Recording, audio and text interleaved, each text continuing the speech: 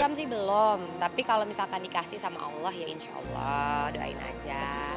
Stoknya gitu ya soalnya Stok macem barang ya ada stoknya. Kalau itu namanya frozen embryo. Kalau frozen embryo memang udah diambil dari waktu itu. Jadi kapan aja siap ya insya Allah bisa dimasukin.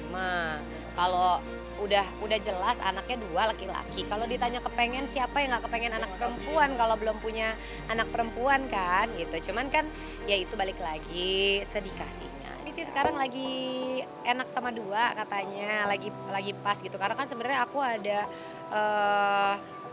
riwayat kesehatannya waktu itu udah hampir preeklamsia kan. Waktu di anak kedua itu. Jadi benar-benar harus dijaga tiap hari ditensi sama suamiku waktu pas aku hamil anak kedua.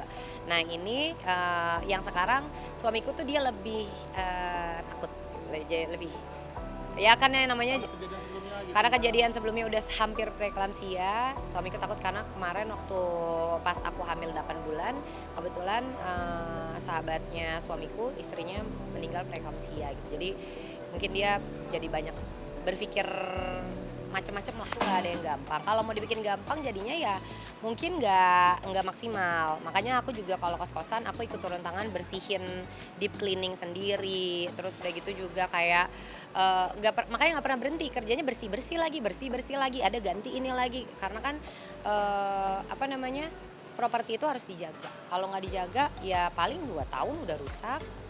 Kalau misalkan dijaga terus ya bisa bertahan 6 tahun baru dipugar, baru nanti 6 tahun kemudian. Karawang.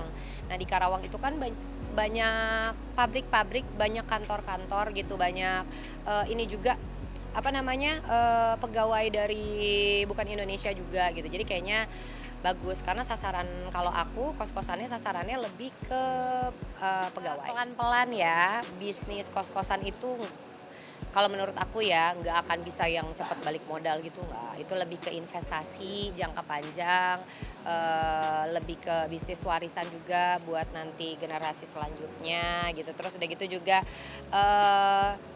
bisnis kos-kosan tuh nggak juga bisa membuat kita jadi kayak kaya gitu. Tapi ya mudah-mudahan bisa settle terus gitu, bisa jadi pundi-pundi lah pada saat kita nggak bisa kerja mungkin itu bisa ngebantu kita banget. Kalau acting cuman waktunya ya nggak kangen, berangkat pagi pulang pagi lagi gitu kan.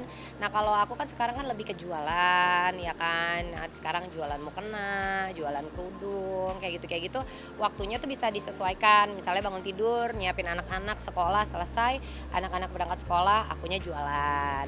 Pas aku jualan nanti anak-anak pulang kalau aku masih jualan anak-anak bisa main sama aku sebentar, salaman sebentar, terus habis itu baru aku lanjut lagi kerjaan yang lain. Dan kantor aku juga sekarang alhamdulillah sekarang udah ada kantor benar-benar kayak 1 menit dari rumah bisa